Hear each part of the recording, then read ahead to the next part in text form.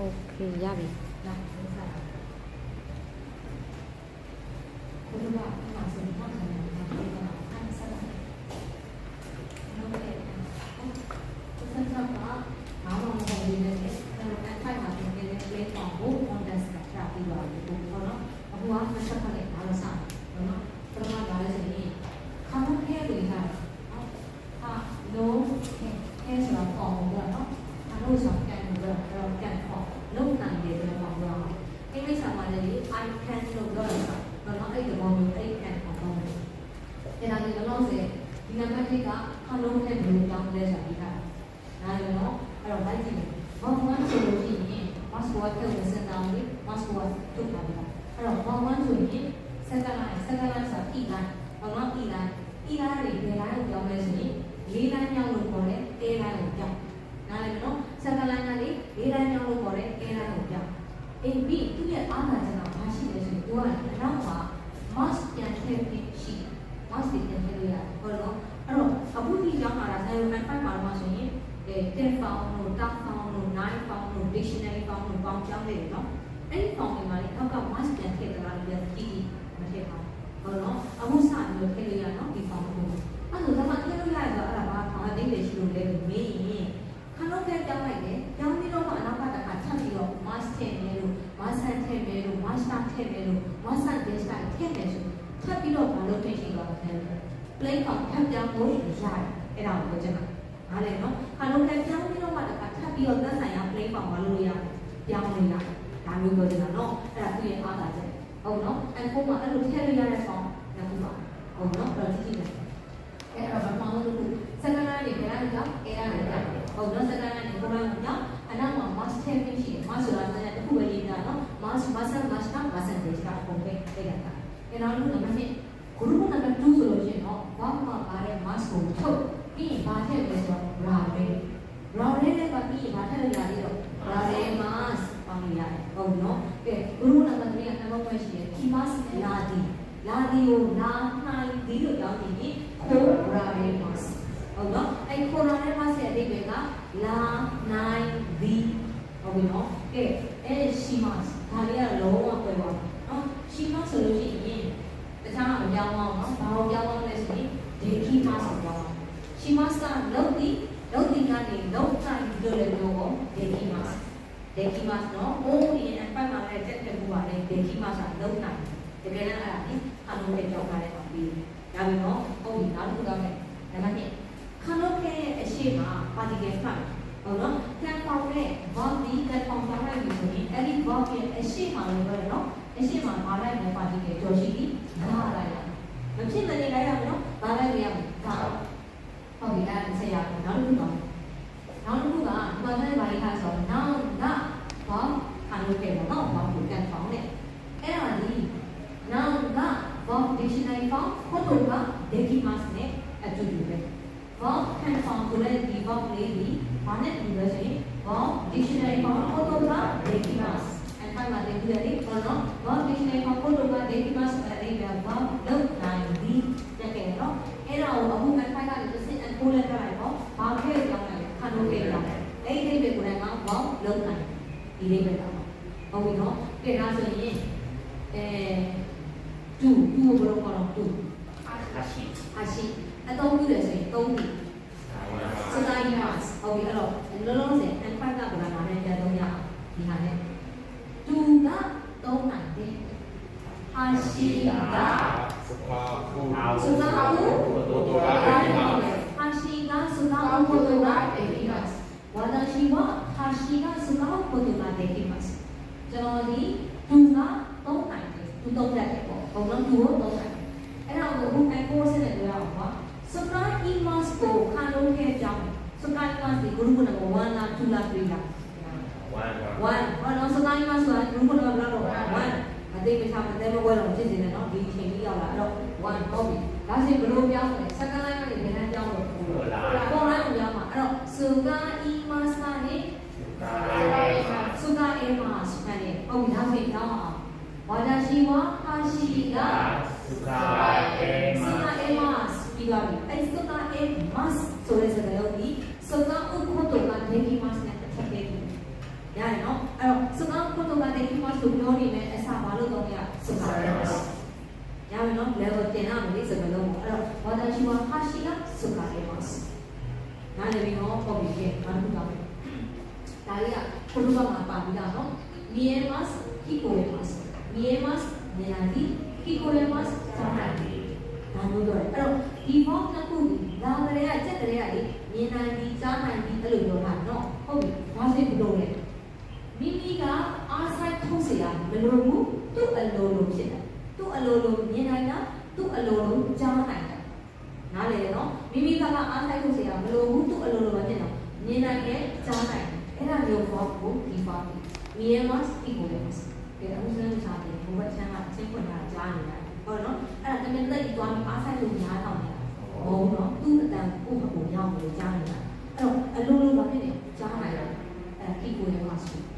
ဟုတ်တယ်နော်အဲ့လိုပါညာအဲ့တော့သူအဲ့ဒီအောက်ကဟာအဲ့တော့ဒီရေးကြည့်တာကဒီဘောက်တစ်ခုဒီသူ့အလိုလိုပါဖြစ်နေတာချင်းမြင်နိုင်ကြကြားနိုင်ကြကိုယ့်ဘက်ကအားဆိုင်ထုတ်ပြီးသွားနေတာပေါ့ဘူးနော်ကန်ဖောင်မဖြစ်တဲ့ဆိုတော့ဖြစ်ပြီးသားပေါ့နော်ဖြစ်ပြီးသားဖြစ်တာကြောင့်မလို့ထပ်ပြီးတော့ကန်ဖောင်ပြောင်းပေးစရာမလိုဘူး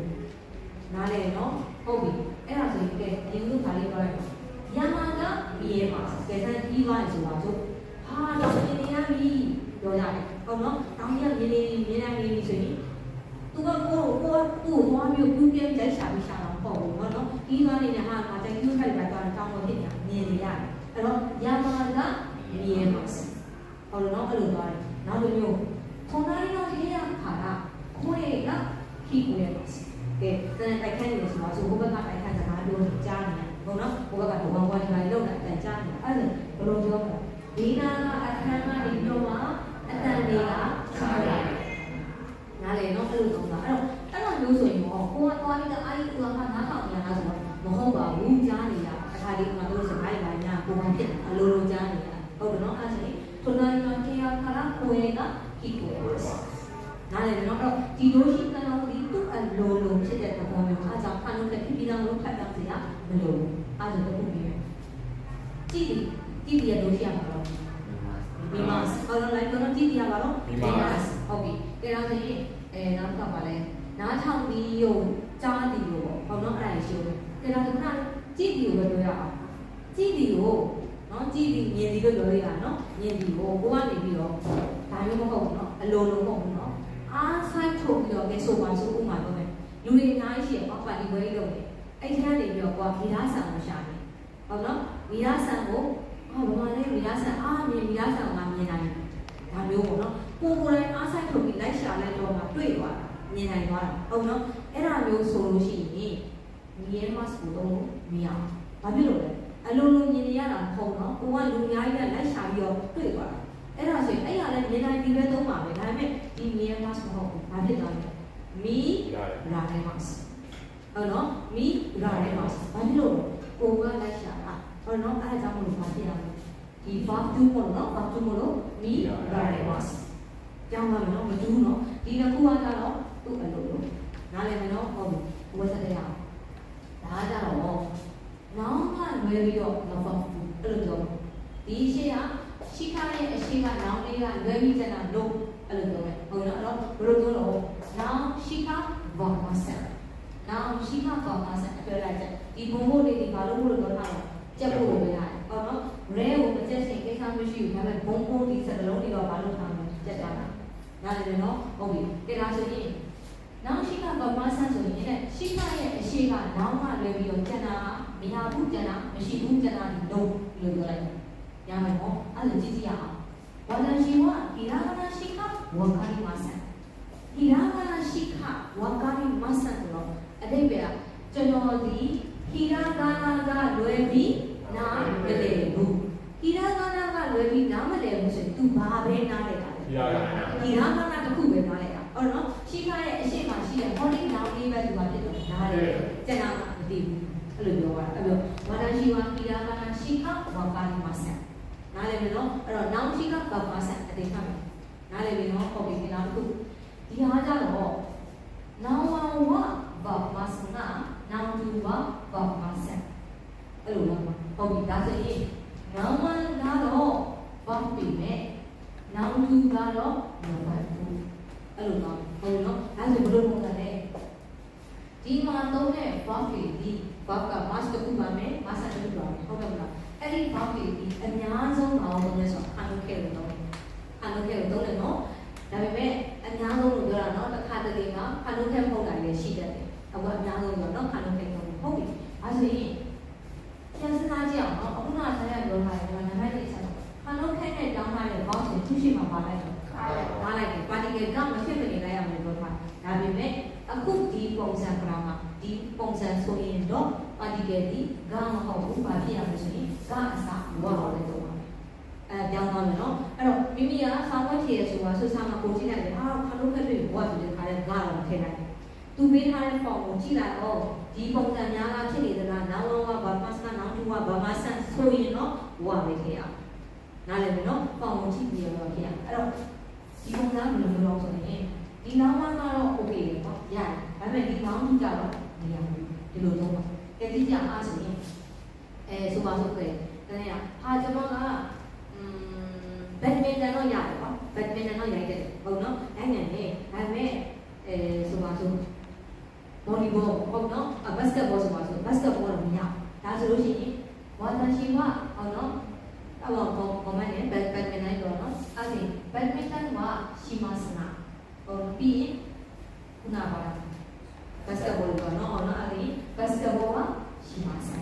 အဲ့ဒါရှိမစနဲ့ရှိမစနဲ့တော့နော်တဲ့ဘောင်းတော့ရှိမတ်နဲ့ရှိမဆန်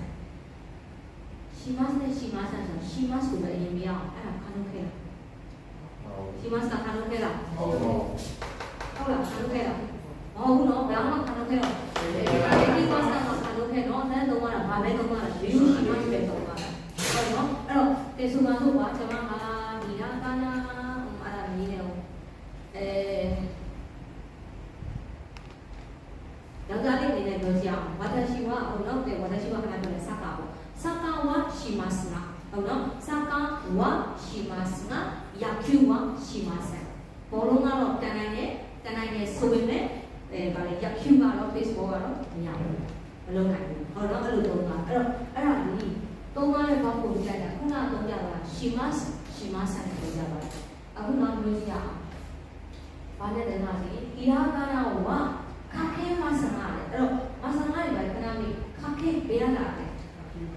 ခါခီမဆန်နေတာလားဟုတ်တယ်ခါခီမဆိုတော့ဘဝန်းလေးစတန်လိုင်းကနေအဲတိုင်းကိုပြောင်းလိုက်တာခီကနေရောက်လာတယ်ခီကူခဲတယ်တော့ခဲရောက်တာဟောတော့အဲ့ဒါကြောင့်ဣရာမနာဝခါခဲမဆန်ခန်းကြီးဝခါခဲမဆန်အတိတ်ကဣရာမနာကတော့ရေးနိုင်ပြီလေခန်းကြီးကတော့ရေးနိုင်တယ်ဒီလိုပြောင်းသွားပြီဟုတ်နော်အဲ့တော့မှားခါလို့ခဲ့အများဆုံးလာမှာပဲဒါပေမဲ့အဲ့ဒီမှာဖတ်ဖို့လိုတာဒီအရှိကပါတယ်ဒီတောင်းမဟုတ်ဘူးဝါဖြစ်ရဒီလိုပြောင်းပါနားလည်ပြီနော်ဟုတ်ပြီအဲ့ဒါဆိုရင်ခဏနော်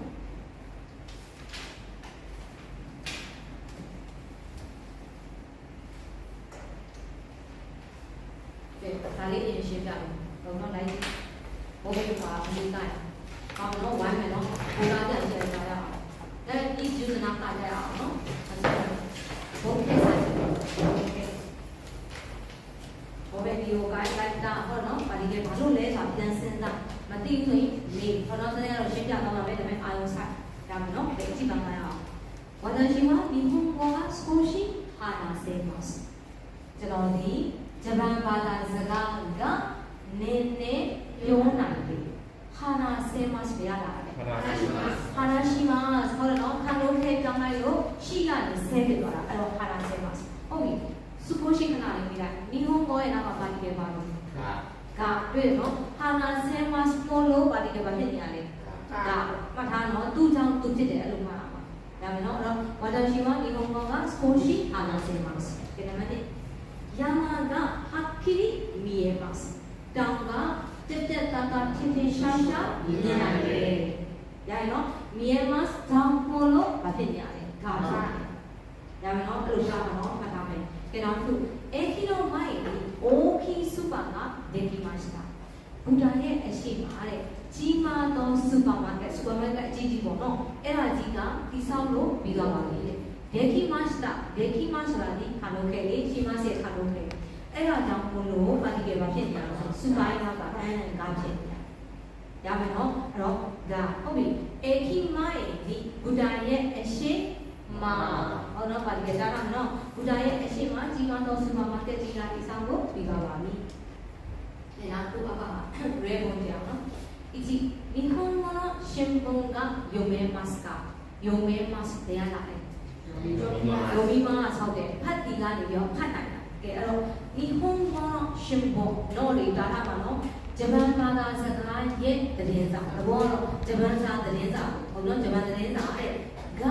ဖတ်နိုင်ပါလား။ဒီနော်ဂျပန်သတင်းစာဖတ်နိုင်ပါလားဆိုတော့ဒီရဲ့読めません။ဒီမဖတ်နိုင်ဘူး။ဒါပြီးနော်မဖတ်နိုင်ဘူးလေ။ကဲနောက်တစ်ခု隣の声が聞こえますね。ごめんね、鳥がの大事やまが。鳥の声が聞こえますね。なんかね、なんそらね、私のあじゃんの前でや声をの、なんかね、あたにじゃあね、もう食べですね。ほらもうそらやんにビビそらでねの、バランチにでさ、ルーヤでな、チにの、ルーヤでやんにビボチにの、あじゃんがね、なんかね、あたにじゃないな。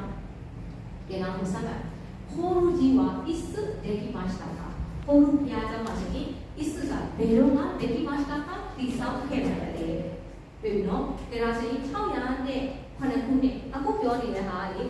အကွာဘလို့လဲအချိန်တက်တဲ့ကိုပြောနေခုနှစ်တက်တဲ့အချိန်ကိုပြောတာအချိန်ရဲ့အနောက်မှာပါတီကအရင်ကမလုပ်လိုက်ဘူးပြီးနေလိုက်တာအဲ့ဒါကြောင့်မလို့ရောပြခုနာနာနန်နိလို့ပြောတာနော်ရောပြခုနာနာနန်ကလို့မရဘူးနော်ဘာပဲလိုက်ရမလို့ဒီအချိန်မို့လို့အဲ့တော့ရောပြခုနာနာနန်နိယတိမရှိတာဒါပြီးတော့ဒီနောက်ခုဘာဝနတိဝနန်နိချိဂူရိုင်းနတ်စနချမီကအာရိမတ်ကဘာဝတန်ခိဒီဘောနော်ဘာဝနဲ့စိတ်ကိုမဒီဘောအဲ့ဒီကအားလေနန်နိချိဂူရိုင်းဘယ်နေရက်လောက်ရနတ်စရချမီကအာရိမတ်ကရေယာဒီပိယကရှိပါတယ်ရေယာဒီပိယကိုခွင့်ရဘယ်နေရက်လောက်ရတယ်ဘောပိယそうですね3週間ぐらいです3週間ぐらいの3バッジャーのဖြစ်ပါလေကဲအဲ့တော့いいですね私の会社は1週間しか休めませんနောက်ရှိခဘာမှစနေတာနော်အဲ့တော့ကဲကောင်းလိုက်တာနော်တဲ့ကျွန်တော်ရဲ့ကုမ္ပဏီကတော့တွေ့နော်ကျွန်တော်ရဲ့ကုမ္ပဏီကတော့တပတ်ကြာတပတ်ကလေးပဲအဲ့ဒါကလွယ်ပြီးတော့နားလို့မရနိုင်ဘူး休めませんတွေ့တယ်နော်休みကနေတော့တဲ့休めませんけど僕がこのマンションでベッドが買えますか買えますかって言わない買いますこの借り込むの買いますの買いますかユニアが買いますかウェラモンのところで買えるそうでもう一回ね感じやろうと思うのでてかばあのもう一回あのウィンナイトラロウィアを買えますかけどဒီကွန်ထရိုမှာတရိတ်ဆန်ပက်တွေကိုအဲ့ဒါလေးကိုမွေးနိုင်ပါလားဒီနော်ပက်တို့ကခါရဲမတ်ကဟုတ်ပြီမန်ရှွန်ပါတီကနောက်ကပါလိုက်ပါတယ်မွေးမြူတယ်လို့ပြောကြတဲ့လှုပ်ရှားမှုတွေရှိတယ်ဒေတာတွေဟုတ်နော်သူ့ကိုထိန်းကျောင်းရတာဘာညာရှိမှာအားကြောင့်လို့ပါတီတွေပါနေတယ်ဒါကနောက်တစ်ခါ小さい鳥や魚は飼えますが犬や猫は飼えません小さいでけえ鳥やညကလေးတွေရဲ့စကားနာငါးတိတိလေးတွေအဲ့ဒါမျိုးတွေကတော့ခါရဲမဆနာဆိုတော့မွေးနိုင်တယ်လေအဲ့ဒါဆိုရင်အဲ့နေရာမှာတွေ့နေပြီဘာဖောင်းသုံးရလဲဆိုတော့နာဝံဝဘာမဆနာဒီနေရာမှာနာဝံဒီဘယ်လိုလဲဆိုရင်ကြီးဆိုင်ထိုရီယာစကားနာတွေ့နော်လိုက်တာနော်အဲ့တွေ့အဲ့တော့ကြီးဆိုင်ထိုရီယာစကားနာဒီနာဝံဝခါရဲမဆနာမွေးနိုင်နေမယ်အင်းတို့ရနေကိုဒီနောင်တူဟုတ်နော်အင်းတို့ရနေကိုပါလို့နောင်တူဝခါရဲမဆန်မွေးနိုင်နားလေလားရမယ်နော်ဟုတ်ပြီကိစ္စတယ်ဟိုင်ဝなんでも作れるんですね作れるんですねかなり作れやられ作ります OK 作りますと可能性ပြ作れますとပြောနေရနော်အဲ့တော့တစ်ခါထပ်ပြီးပါပြောင်းခွင့်ရှိတယ် brain ပေါက်ပါဆိုဘာမှ honest မဆိုင်ဘူးဘာ honest တော့အဲ့ dictionary ပေါက်ပြောင်းခွင့်ရှိတယ်ဘာဖြစ်လို့လဲ mas နဲ့ဆုံးနေဟုတ်လား作りますmas နဲ့ဆုံးနေတော့ဘာထပ်ပြောင်းခွင့်ရှိတယ်တော့ dictionary ပေါက်ပြောင်းခွင့်ရှိတယ်အဲ့ဒါကြောင့်作れるဟုတ်နော်မရောနဲ့ဟုတ်နော်ဘဝထားနေတော့စနေရအောင်ပြီးတယ်ဟုတ်နော်အဲ့တော့ခဏလေးတော့ဖြတ်လိုက်အဲ့လိုဆိုင်ရလို့လေဟုတ်နော်ဟိုဘာလို့လုပ်လဲဟိုနားလေဘဝအဓိကပဲဟုတ်နော်သူရေးထားလို့ဆိုရင်အလုပ်ကြီးဆက်လိုက်တယ် brand လုပ်လိုက်တယ်ဆိုတော့မလုပ်နဲ့မလုပ်ဘူးနော်အားလုံးကလည်းသူရှိပြီ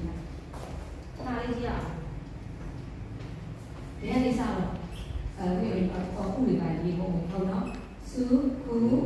ရီမတ်အဲ့လိုပဲပြောင်းလို့ရောဒီကောင်ကိုဘာလို့ပြောင်းလို့ mask ကိုထည့်ပြီးစဉ်းစားမှုလေဟုတ်နော်ထည့်ပြီးစဉ်းစားတော့ပြီးထားတယ်အဲ့တော့စုခုရဲစုခုရဲအဲ့လိုပဲအားတာတကဘာလို့ဖြစ်နေတာအဲ့ဒါ mask ညပေါင်းပြီးရှိတယ်ဒါကြောင့်မို့လို့စုခုရဲအားတာချက်ဆိုကြတဲ့အဲ့ဒီ mask ကိုပြင်ထပ်ပြီးဘာလို့လုပ်ရတယ် play ဖောင်ပြောင်းရတယ် play ဖောင်ဘာဖောင်ပြောင်းလို့ mask ကို dictionary ဖောင်ကိုထပ်ပြောင်းဟုတ်နော်ထပ်ပြောင်းအဲ့တော့ကျောင်းမှာပေါ့စကူရဲဆိုတော့1လား2လား2ဘာဖြစ်လို့လဲ4 line နဲ့ရောက်သွားလို့ဘာလို့လဲဟုတ်နော်ဒီဟာဒီဘယ် line နဲ့ရောက်သွားလို့4 line နဲ့ရောက်သွားပြီဆက်လို့တင်တာလေ4 line နဲ့မှာရှိနေအဲ့ဒီ box ကြီးကတော့2ဟုတ်ပြီဒါပေမဲ့ box 2ဆိုရင် dictionary ဖောင်ဘယ်လိုပြောင်းလဲ mask ကိုပြော group ဟုတ်တယ်အဲ့ဒါကြောင့်ပို့လို့သူဘာဖြစ်သွားလဲစကူရဲ group ဒါမှ play ပါမှာပြီး26ကမှာကတ်26ကဘာလဲခဲ့လဲ on desk ဟုတ်နော် on desk အဲ့ဒါတက်လို့ရပြီလားခြားဒီလေးဘာဖြစ်လို့လဲ play ပါဖြစ်နေတယ်အဲ့ဒါကြောင့်မို့လို့ Scurero desk အနာကနေရောခဲ့တာဟုတ်နော်အဲ့ဒါ Scurero desk နဲ့ပြောင်းနားလည်မယ်နော်ကဲအဲ့ကြည့်အောင်ဟောဖြစ်ရင်ကိုယ့်ကိုပြီးတဲ့အခါဒီမှာရေးထားဟုတ်နော်ဆက်လက်ဒီဒါဘာလို့လဲဆိုတော့ဒါ4ကိုတည်းတင်တော့ဆိုလို့ရှိရင်ကိုယ့်ကိုလိုက်ပြန်ချတာမသိဘူးဟုတ်နော်ဘယ်ကနေပြောင်းသွားမလဲရုပ်ပြမလိုက်နိုင်ဘူးတကယ်မလိုက်နိုင်ဘူးအဲ့တော့ပြန်ပြီးမလုပ်ပေးရတယ်ချရေးပြီးတော့ပြန်ဆွဲရတယ်ပေါ့ပေါ့နားလည်နော်အခုကချရေးပြတယ်ဒါပေမဲ့ချရေးပြီးဘူးဆိုရင်တော့ပြန်ပြီးမသိဘူးနားလည်မယ်နော်ဒီမှာပြန်တယ်မလားရေးထားတာတဲ့ပေါ့ပေါ့ပြောင်းတာနော်ကဲတော့မအားရှင်သိနားလည်မှုစကူရဲတဲ့ test နဲ့ဆိုတာကဘာမှဆိုလုံနိုင်တယ်နော်တဲ့ဟုတ်နော်လုံနိုင်တယ်နော်ကဲအားကြည့်အောင်ミラーで鈴木へほびどみゃの明るくていい部屋ですね天気がいい日には海が見えるんですこのテーブルは面白いデザインですねどこで買ったんですかこれは私が作ったんですよ本当ですか趣味は自分で家具を作ることなんですじゃあ本棚も作ったんですかすごいですね鈴木さん、何でも作れるんですね。私の夢はいつか自分で家を建てることなんです。素晴らしい夢ですね。明るくて、明るくて目やだね。赤いのな、赤い寂しい。明るくて、明るい。OK。明るいもので放掉in，一條條的放掉in，一個票佢哋其他講過佢係咪？အဲ့တော့明るいကနေ明るくてအဲ့တော့အဓိပ္ပာယ်က放တဲ့အဓိပ္ပာယ်ဒီဝကြတဲ့အလေးမှာတကယ်တမ်းအဲ့လိုလုပ်တာအဲ့တော့明るくてဆိုတာနေပြီးတော့တဲ့ဒီနေရာですねဟာကောင်းတဲ့အခန်းပဲပေါ့ဟုတ်နော်အလေးအောင်လည်းဆိုလည်းဒါကောင်းတယ်ပေါ့ကဲကြည့်မယ်အဲ့တော့ဟုတ်တာပေါ့တန်ကီကဤဟိတန်ကီကဤဟိပြီးတော့နောက်ကနိဝောင်းဟောပါလေမြင့်တာမှားတော့လို့ပါလေဟုတ်တော့အဲ့တော့တန်ခိစာယာတိဝတ္ထုကကောင်းတဲ့နေ့မှာတော့ဟုတ်နော်ကောင်းတဲ့နေ့မှာတော့ဥမိကမီရဲတော့တက်စီဥမိကမှာလိုက်ကဘာကြောင့်လဲအနောက်မှာဘာသွားဖြစ်နေတော့မီရဲမြင်နိုင်တာလေမီရဲ must follow မီရဲ root ကရေးခဲ့တဲ့ဟာဟုတ်နော်မီရဲ must follow မီရဲ root အဲ့ဒါကြောင့်မီရဲ root that's လို့ပြောတာဒါနော်ယာတိဝကောင်းတဲ့နေ့မှာဆိုလို့ရှိရင်တော့စပင်တွေကမြင်နိုင်ပါတယ်ကဲပြီးတော့အဲ့တော့ခုံလုံးtable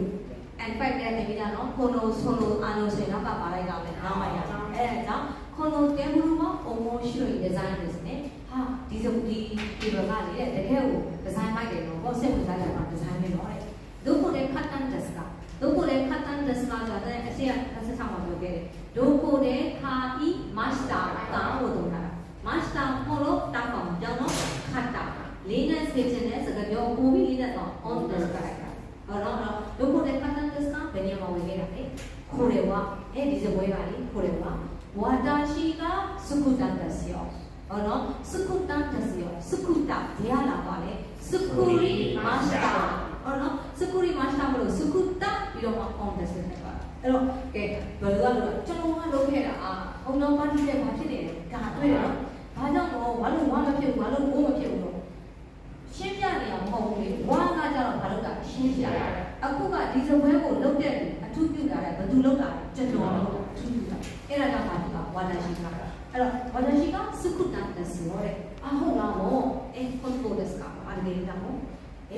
ရှုမိကဝါဒနာကျွန်တော်ရဲ့ရှုမိကတော့自分でカムを作ることなんですだの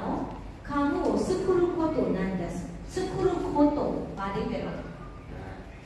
作ることပြုလုပ်ခြင်းလုပ်နိုင်ခြင်းဒါကအဲ့ဒါဘာလို့စကုရုပုတ္တိ now စကုရုပုတ္တိကတော့ now ဒါပြောလို့နော် dictionary ပေါင်းအပေါင်းထုတ်တော့ဆိုရင် now နဲ့တူတယ်ဟုတ်တယ်နော်ဒါကြောင့်မို့လို့ now ဆိုရင် context မှာတင်ခဲ့တယ် now နဲ့ကခေယောရှိစေတာတင်တယ်ဟုတ်နော်အဲ့ဒါကြောင့်မို့လို့အခုဒီမှာဘာလို့ရပါလဲကျွန်တော်ရဲ့ဝါဒနာကတော့ကိုယ်တိုင်တယောက်တည်းကိုယ်တိုင်自分で顔を作ることなんですから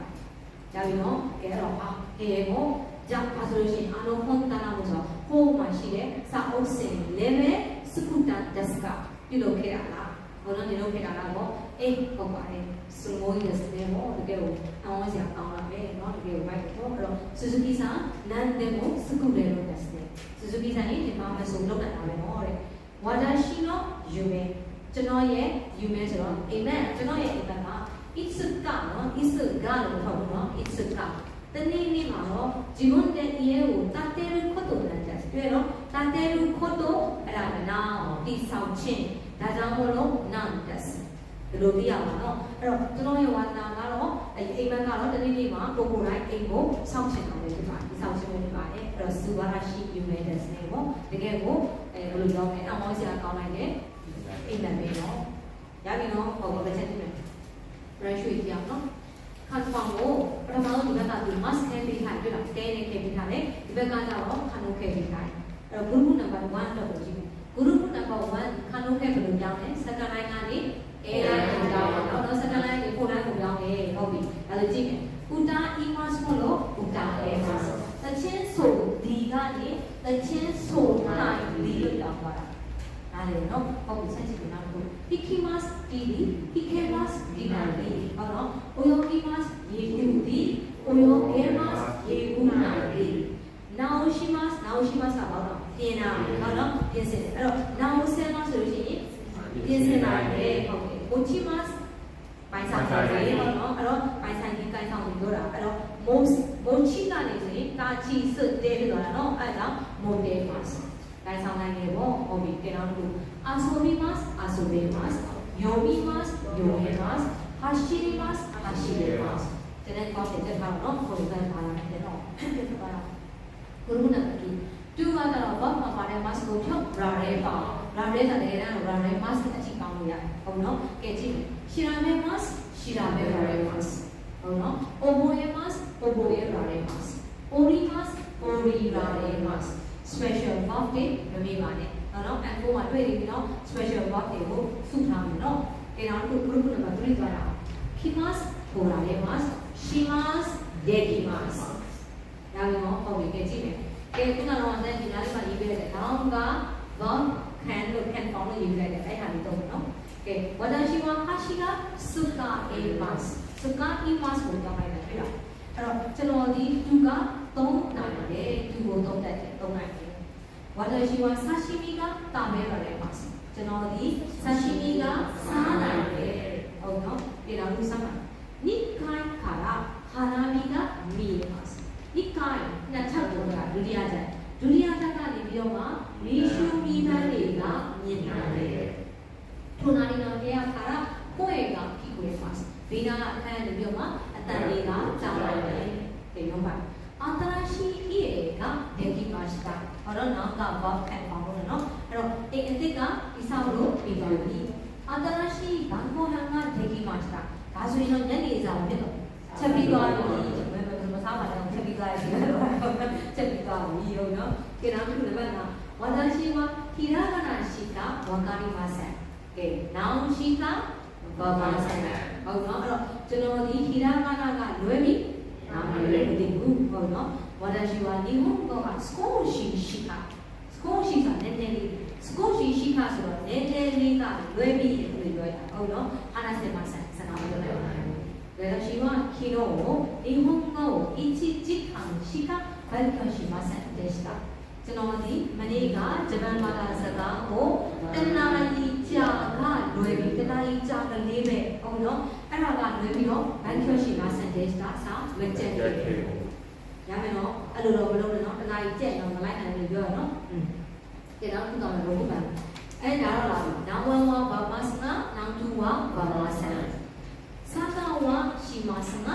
ယခုဝရှိမှဆန်ဟုတ်နော်ဘောလုံးကတော့ကနမေမဲ့ယခုဘေးအဲ့ base ဘောကတော့မလုပ်နိုင်ဘူးနော်ဒီတော့ကိုခိရာကနာမှာခေမစနာကန်ဒီဝါခါခေမဆန်ခါခိမတ်ကိုပြောင်းထားတာဟုတ်နော်အဲ့တော့ခိရာကနာကတော့ရေးနိုင်ပြီမဲ့ခါကြီးကတော့မရေးနိုင်ဘူးယာမဝမီယေမစနာဘုံမီဝမီယေမဆန်တောင်ကတော့မြင်နိုင်ပြီမဲ့ပေလေကမမြင်နိုင်ဘူးအဲ့တော့ကျွန်တော်ဘာသာပြန်တဲ့ချိန်မှာလေတောင်ကတော့မြင်နိုင်ပြီမဲ့ပေလေကမမြင်နိုင်ဘူးဘာနဲ့ပြောသွားလဲကားနဲ့ပြောတယ်ကားနဲ့ပြောလို့ဆိုပြီးတော့လိုက်ပြီးတော့ယာမကမီယေမဆန်ကမရဘာပဲဖြစ်ရမှာအားကြောင့်ပြောတော့မိမိတင်နေရဂျပန်စာမဟုတ်ဂျပန်စာအတိုင်းပါပါမြန်မာစာနဲ့တိုင်းမမှန်နော်သူ့အတုံးနဲ့သူမလုပ်ပါဘူးဟာနားလည်နော်လောကကြီးဖတ်ရှောက်ပြုဖတ်私は日本語が少し話せ